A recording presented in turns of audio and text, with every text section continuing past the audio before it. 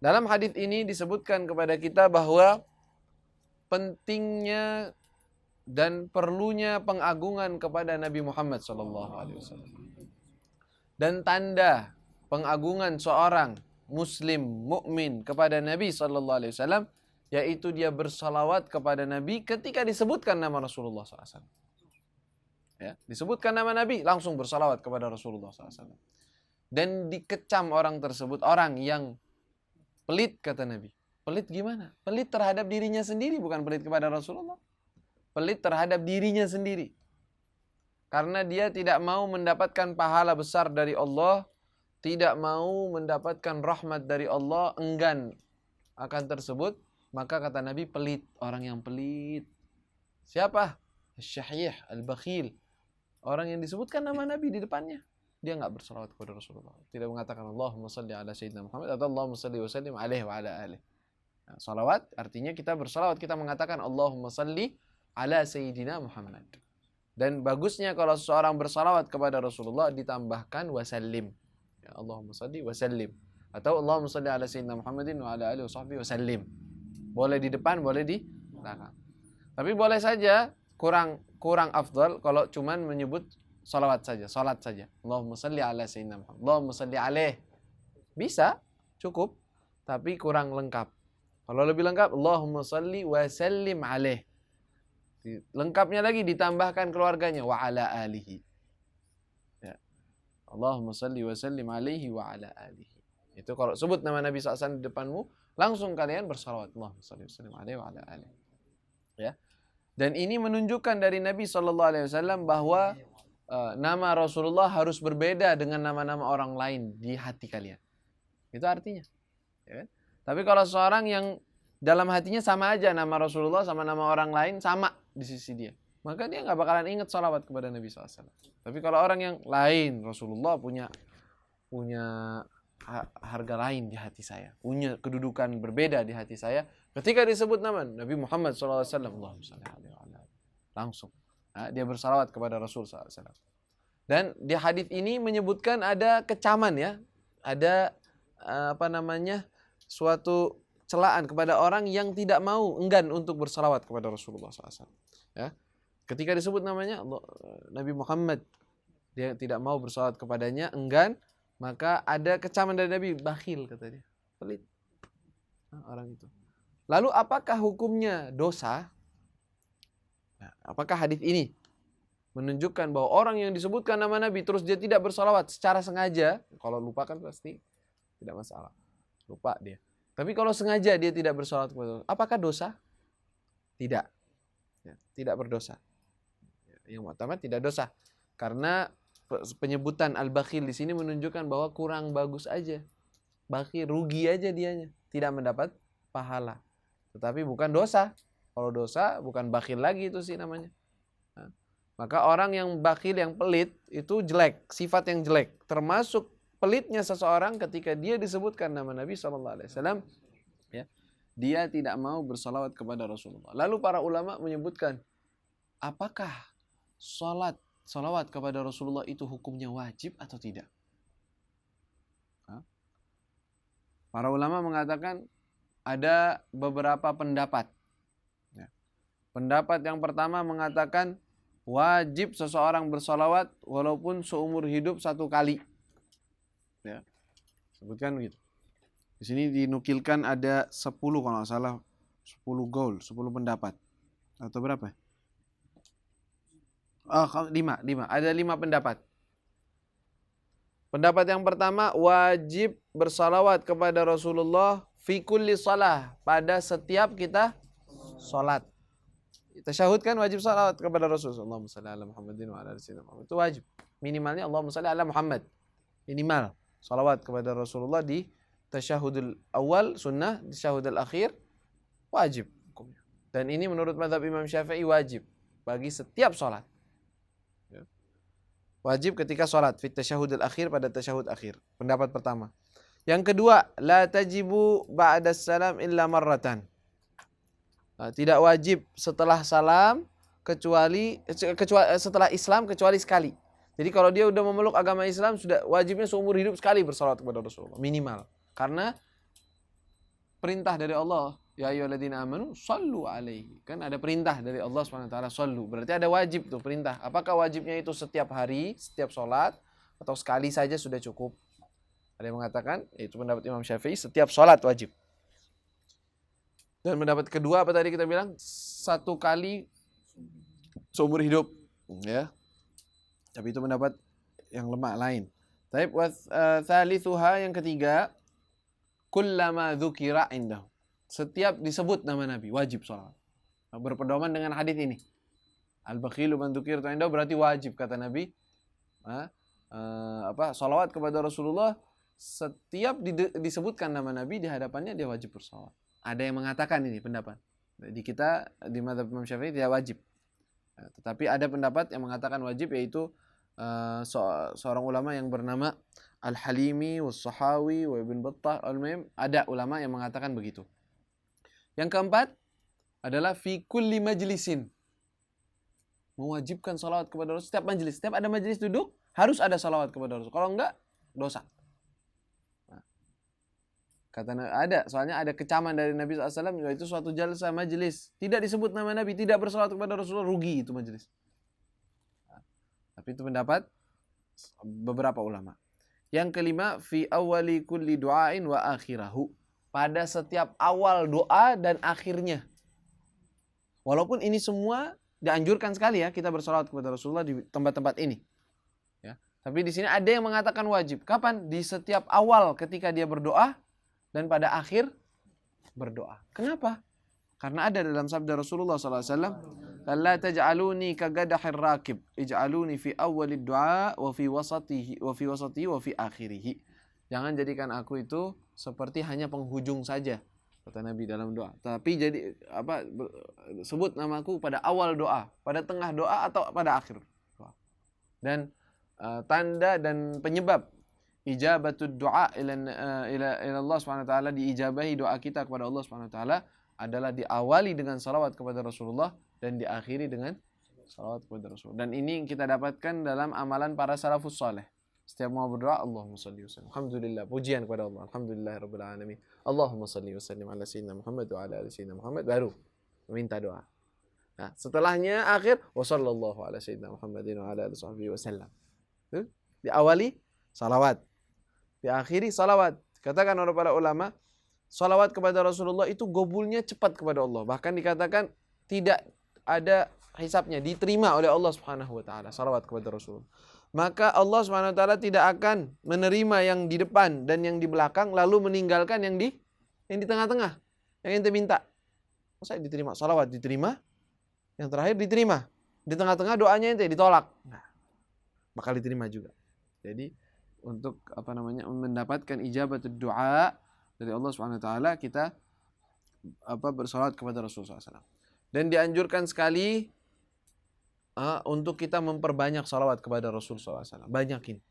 Berapa jumlahnya, berapapun itu. Banyakin salawat kepada Nabi SAW. Dengan lafadznya apa? Sighahnya apa? Lafadznya, salawatnya bagaimana? Terserah yang kalian suka. Kalau kalian mau berpegangan dengan salawat-salawat yang diajarkan oleh beberapa orang salafus saleh, terserah, boleh.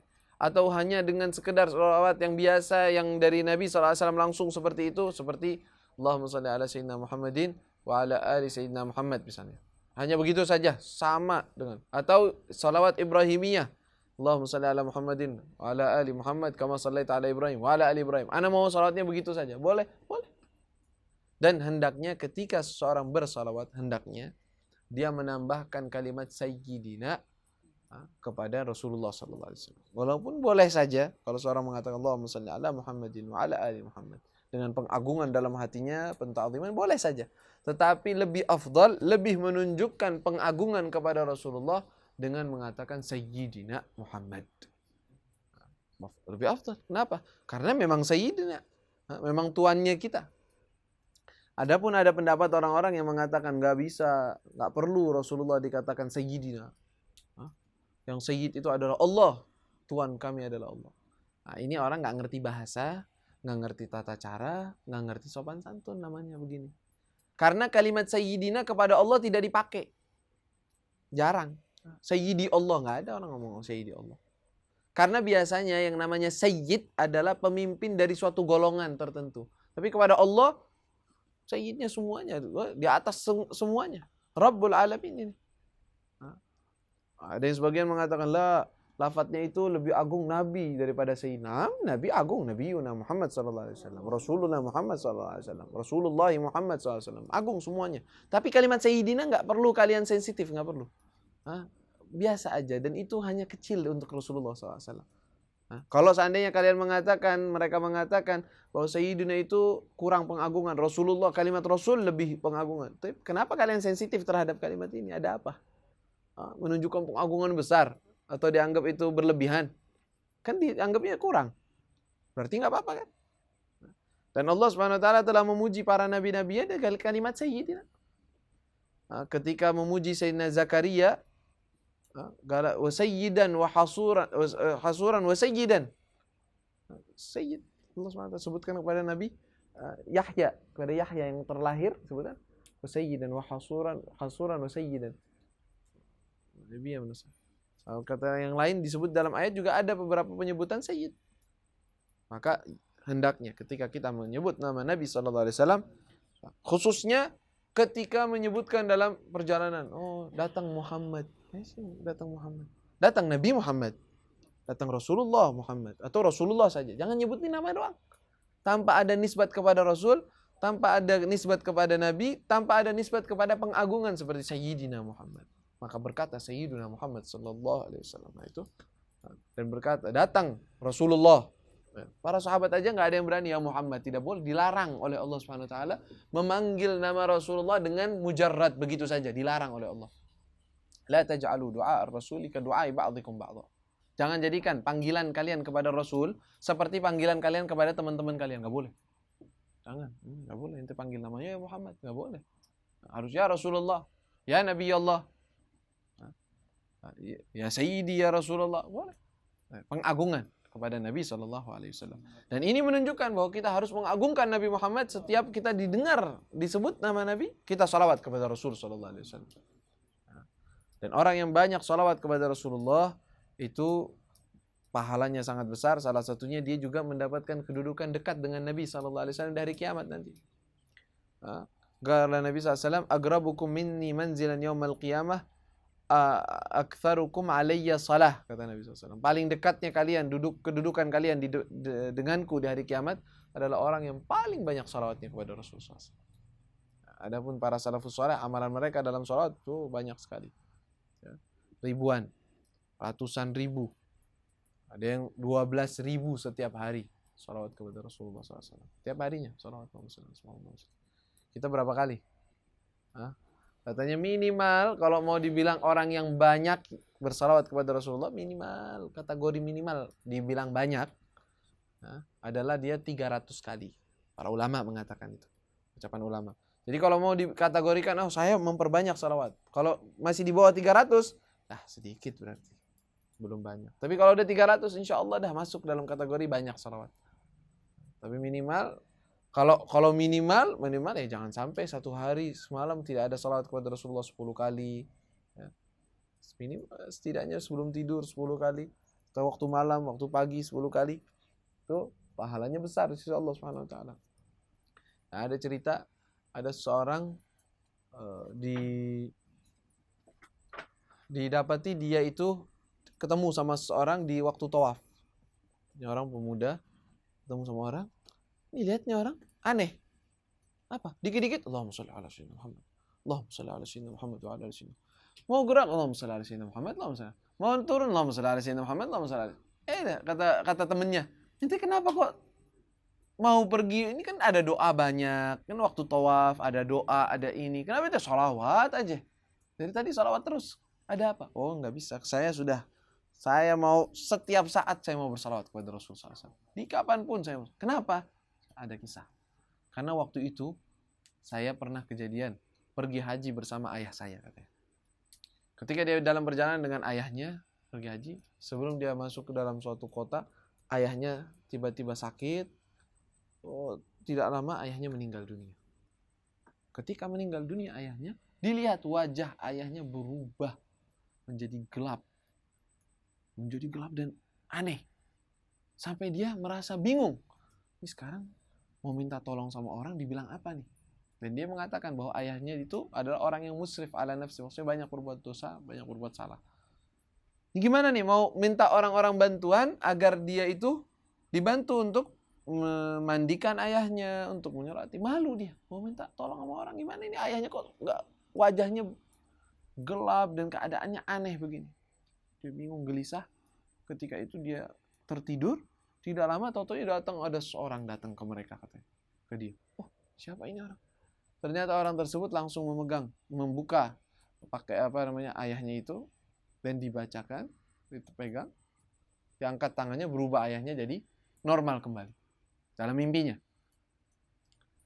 Ketika disebutkan, siapa engkau ini yang telah menolongku, yang telah menolong kesusahanku ini karena ayahku seperti ini. Dan kenapa ayahku seperti ini? Katanya, aku adalah Rasulullah SAW. Kata yang datang ini, katanya, aku adalah Rasulullah SAW. Dan kenapa aku datang ke sini? Karena aku ingin memberi syafaat kepada orang ini. Ini dia, ayahmu ini banyak berbuat dosa, banyak berbuat salah, tetapi dia ini tidak pernah lupa bersalawat kepadaku sebelum tidur 10 kali. Mau tidur 10 kali. Maka ini balasannya, saya datang ke sini menolong dia dan juga memberi syafaat untuk orang tersebut. Jadi dosanya saya syafaati oleh Nabi SAW gara-gara dia bersalawat kepada Rasulullah 10 kali. Bangun tidur, lihat ayahnya, wah udah seger, udah biasa, normal. Dia minta tolong sama orang-orang, gimana? Setelah itu kata dia, saya nggak pernah ninggalin salawat kepada Rasulullah SAW. Kalau seandainya sebelum tidur aja begitu, bagaimana kalau terus kita bersalawat kepada Nabi Muhammad SAW? Dan orang yang bersalawat kepada Rasul sallallahu alaihi wasallam, kata Nabi, setiap kali umatku bersalawat kepadaku, ada malaikat yang menyampaikan kepadaku. Itu kalau bukan hari Jumat dan malam Jumat. Hari biasa. Kita mengatakan hari ini Allahumma shalli ala sayyidina Muhammad. Langsung malaikat laporan. Ya Rasulullah, ada fulan bin fulan. Namanya fulan bin fulan. Bersalawat kepadamu. Dan Rasulullah membalas salawat. Kira-kira kalau kita terus setiap hari salawat kepada Rasulullah, kita diingat gak tuh nama kita? Nama Nabi. Diingat. Oh, fulan bin fulan, nama ma'ruf. Cari sama Nabi nanti. Dicari. Di mana dia? Diberi syafaat. Dekat dengan Nabi SAW. Dikenal oleh Rasulullah SAW. Dan kalau udah kenal sama Rasulullah, untung ente. Yang rugi itu kalau dilupain nama Nabi. Walaupun Nabi biasanya tidak lupa. Nabi lebih sayang dari kita terhadap diri kita. Tapi kadang-kadang Allah membuat dia lupa, bisa aja. Ya. Maka banyakin bersalawat. Inna aulakum bi yaumil qiyamah aktsarukum alayya shalah. Inna aqrabukum minni. Dan orang yang paling tepat dan untuk mendapatkan syafaatnya Nabi SAW adalah orang yang paling banyak dapat bersalawat kepada Rasul. Dan arti syafaat Rasulullah bukan terpaku pada syafaatul uzma. Syafaat itu macam-macam. Ya, syafaat itu bermacam-macam. Ada syafaatul uzma. Syafaatul uzma adalah memindahkan orang-orang dari padang mahsyar ke hisab. Itu namanya syafaah al-uzma. Kenapa nama uzma? Karena besar. Karena nggak ada nabi yang berani minta kecuali Rasulullah SAW, nabi kita. Nggak ada yang berani minta. Semua diem doang. Mintain nggak berani. Nggak ada yang berani minta. Sekarang kita nggak berani minta. Setelah itu ada syafaat lagi. Syafaat macam-macam. Jadi ada syafaat menambahkan amalan. Ini amal ditimbang. Wah, jeleknya banyak. Pahalanya sedikit. Udah gitu banyak dibagi-bagiin orang lagi. Banyak ngomongin orang. Banyak tanggungannya sama orang. Wah, habis hasanatnya, dosanya banyak. Salah satu syafaat dari Rasulullah menambahkan. Udah dari aneh. Tambahin hasanat. Udah, ya Allah, ini timbangannya biar dia menang. Masuk surga. Syafaat. Ditolong oleh Nabi SAW. Ada yang syafaatnya sirat. Ketika dia di perjalanan, mau jatuh, ditolong oleh Rasulullah SAW. Ya. Dan syafaat macam-macam. Bahkan ada yang sudah divonis masuk neraka. Diberi syafaat. Fulan bin fulan, ya Allah, yang sudah di neraka, keluarkan, ya Allah. Minta dikeluarkan. Syafaat juga. Ada syafaat di dalam surga. Udah masuk surga, tapi derajatnya di bawah. Karena syafaatnya Nabi naik. Dan bukan Rasulullah, dan ini syafaat yang semacam ini, selain syafaatul uzma, tidak khusus untuk Nabi Muhammad sallallahu alaihi wasallam. Tidak khusus saja untuk Nabi Muhammad. Semua nabi memberi syafaat bisa. Dan para wali Allah bisa memberi syafaat. Para syuhada memberi syafaat. Orang alim bisa memberi syafaat. Anak-anak yang meninggal di bawah umur bisa memberi syafaat kepada orang tuanya dan yang lainnya. Ya. Jadi yang namanya syafaat itu macam-macam. Beda-beda. Ada yang menolong dari mahsyar. Dari capeknya di mahsyar dia tertolong. Ada yang ditolong ketika dia dihisab. Ada yang tertolong ketika dia di mizan. Nah, mizan itu tempat pertimbangannya. Ada yang ditolong ketika dia sirat di atasnya jembatan. Ada yang ditolong ketika dia sudah masuk neraka. Riyadzubillah. Ada yang ditolong ketika dia sudah di dalam surga. Dia angkat derajatnya. Jadi macam-macam. Yang namanya syafaat. Orang yang paling berhak dan mendapatkan syafaatnya Nabi SAW, orang yang paling banyak salawat kepada Rasul SAW. Wallahu ta'ala a'lam.